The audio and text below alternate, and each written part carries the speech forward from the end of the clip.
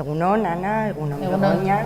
Egunon. Muchas gracias por estar aquí conmigo hoy en el museo y querer compartir un ratico de diálogo en torno a esta pieza que habéis elegido y que estoy deseando que me contéis por qué.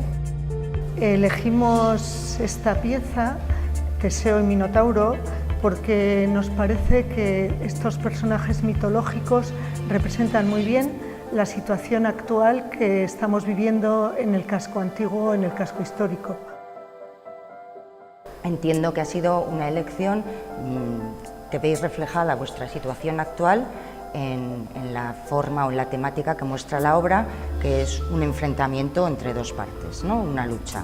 Sin duda, es un poco la parábola perfecta. Nosotras formaríamos parte del aventurero Teseo, formaríamos parte de esa utopía por construir una mejor ciudad y Minotauro estaría representada por los bares, los apartamentos turísticos, los festejos, las actividades deportivas.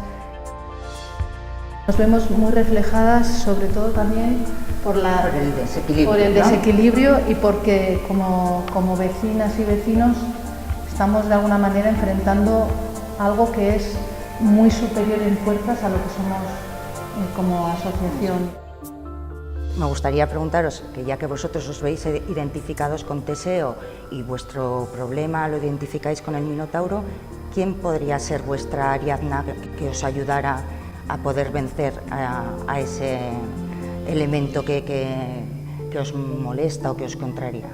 Nosotras creemos que la solución de este problema la tiene la representación política y, sin duda, las vecinas y vecinos del casco antiguo, que serán quienes vayan haciendo que el ovillo se transforme y se reordene de alguna manera.